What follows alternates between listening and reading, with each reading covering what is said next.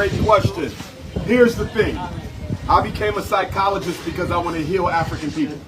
And I want to heal all African people. And so I love all African people. But although I love you doesn't mean I cannot disagree with you. And so when you look at black men who are dating non-African women, I still love my brother. But what you're doing is against the best interests of our community.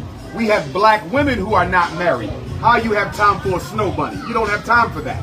We have to build ourselves first.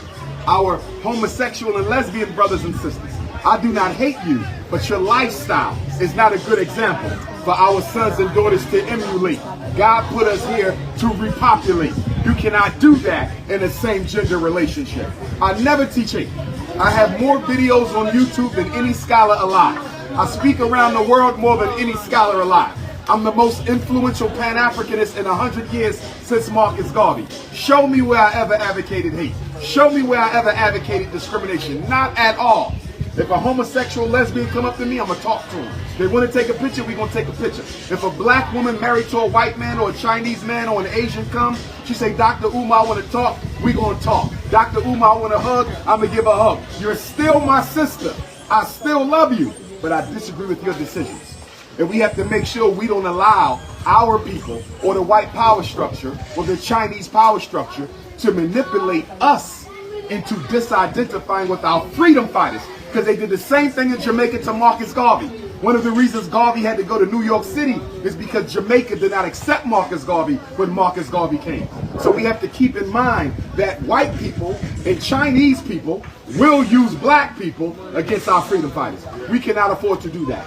You think the Chinese is going to let me dictate who they follow? You think the white man is going to let me dictate who his leader is? You think the Indians are going to let me tell them who not to follow? No. The only people who take direction and instruction from other races are African people. We're the only people you can come and tell us, don't mess with him, don't mess with her, don't follow them, don't organize with them. Who do they think they are to come amongst African people and tell us who we should follow and who we should listen to? We got to have our own mind. And that's the message of the Honorable Marcus Garvey. Make up your own mind. Don't let any other race tell you what's best for you. Because at the end of the day, the white man is not going to be more interested in the black man than the black man is interested in himself. And that's why I totally agree with Garvey when the Honorable Marcus Garvey said, only the black man can destroy himself. No one can destroy the black man but the black man himself. That's the words of Marcus Garvey. So I don't care what the white man say, Chinese man, U.S. government. I know they watching me. I know they had agents in the audience yesterday. They're going to have agents wherever I go. When I go to Barbados next week, and when I go to Oklahoma City next week, and when I go to New York City for Garvey Day in Harlem. I know they watch me, but I do not care. Garvey said, men who are in earnest don't care about the consequences. Ride and die. Ride and die. Ride and die. Got to be smart. The white man ain't changed. He is just as racist as he was when they brought the first Africans to Jamaica to slave in a sugar plantation. He's the same white man in a new body, same mind. But we keep on because we've been brainwashed by church into the white savior. We have to make a way with the white man. The white man is ruthless. He don't care about none of us. He'll babies if he got to. We don't have to hate. I'm not saying hate anybody. I don't believe in hate. I'm saying understand your enemy. Understand your enemy. What does Sun Tzu say? Sun Tzu said, if you know your enemy and know yourself, you can never be defeated in 1,000 battles. If you know your enemy but don't know yourself, 50-50. You know yourself, don't know your enemy, 50-50. If you don't know your enemy or yourself, you will lose 1,000 battles. We got to know self and know him. Study black history and study white consciousness. We got to do both. Because God intends for us to go back on the throne. African people are destined for greatness.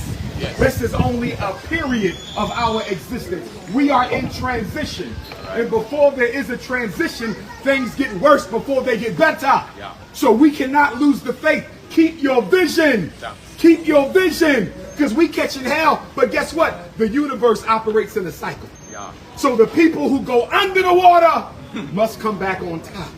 but we must be prepared to take back our ancient glory. This is why nobody likes black people. Because we're the oldest, we're the boldest, we're the baddest, and we're the greatest. They know what we can do, they know who we are, and that's why they will always work together. We don't have no friends. The Chinese ain't our friend, the Arab ain't our friend, the Jew is not our friend, the Anglo-Saxon is not our friend. Nobody is the friend of the African. But we don't need no friends, because we got our ancestors, we got the Most High, and we got each other. That's all we need. That's all we need, brothers and sisters. We can win, but you got to believe in yourself. And the problem with us is we suffer. We suffer from inferiority complex. We don't believe we as good as the Chinese. We don't think we as good as the Arab. We're not as good as the white man. Not only am I as good, I'm better than. And I don't say that to be arrogant. No. But I civilized them. They never civilized me. I civilized Europe. I civilized China. I civilized India. They have never civilized me. How dare you tell me they're greater than I am? Not at all. See, the problem we suffer from is we teach black kids just to be equal. I'm not teaching y'all to be equal. I'm teaching y'all to be greater than. And don't you ever cut your natural hair. This is God right here. Don't you cut this for nobody. Don't you put no weave on it. Don't you put no wig on it. Don't you let your mama fry it or cook it or kill it or bleach it. Keep your natural hair. Marcus Garvey said, don't take the kinks out your hair. Take them out your mind. Rastafari. Strength is the only way. It's the only way. And see, when I travel the world, people always ask me, Elder, they say, Dr. Umar, show us a black community that's doing it right. I ain't found one. In South Africa, not yet. Ghana, not yet. Nigeria, not yet. London, Paris, Austria, not yet. Canada, Philly, New York, not yet. Why can't Jamaica be the first? Why not? African people all over the world need inspiration. They need an example of just one community that shows our people how to do it right. Economics, education, culture, consciousness, and family. Just one. And once we get that one, it'll take off like wildfire. One match. One match can burn down a whole forest. One match can wake up the whole race. Oh yes. It's coming. It's already written in the stars. Every book talks about the return of African people to glory. Some of us might call it a Hebrew thing. We might call it a Muslim thing. We might call it a Christian thing. That's all right. But it's an African thing. Jesus was an African. Moses was an African. Muhammad was an African. Abraham was an African. Everybody in the Bible looked like me. Don't you ever drop your head for nobody. Not for the white woman, not for the yellow woman, not for the red woman, not for the brown woman. You are the mother of God. There would be no God if you didn't birth him. And don't you ever forget that. There would be no God if the black woman didn't birth him. It was a black woman who brought forth Christ.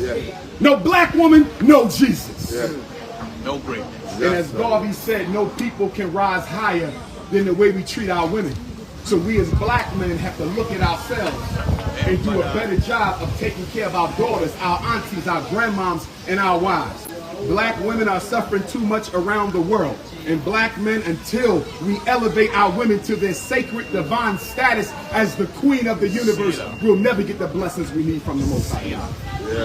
The black man's destiny is tied up in the respect of the black woman. The white man who killed Patrice Lumumba. Okay, King Leopold of Belgium, 1884, 1885, the European powers of the world came together and carved up Africa like a cake. No black person was there. The French said, we're going to take this part of Africa. The British said, we're going to take this part of Africa. The Portuguese said, we're going to take this part of Africa. No African was there. They took Africa from us without our knowledge. And it was King Leopold of Belgium. He took the richest piece of Africa, called the Congo. Black Panther, the cartoon movie, is based off the wealth of the Congo. It's the richest piece of land in the world. Without the Congo, no cell phone. Congo, no radio. Without the Congo, no helicopter. Without the Congo, no atomic weapons.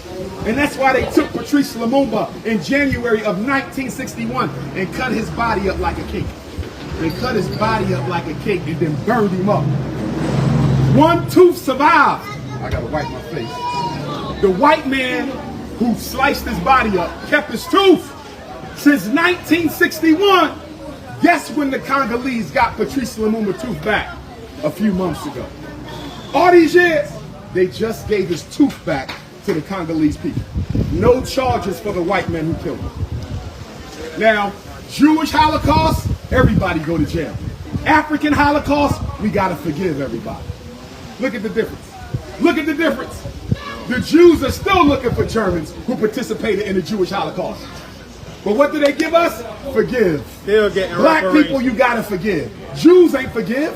What I gotta forgive for? I believe that there's going to be a global war for African liberation. Yeah. It's going to be global, Baba. Yeah. And it's going to be all of us rising up together. All at the same time. Yeah. Caribbean. Yes. United States. Yes. Asia. Yes. Canada. All of us. Australia. One time. One time. Yes. As a race. I believe. And overthrow Chinese power, white power, Indian power. We can overthrow the whole thing. They can't stop us. We 2 billion strong. They can't stop us. Never could. Let me give y'all my phone number if you don't have it, so you can stay in touch with me.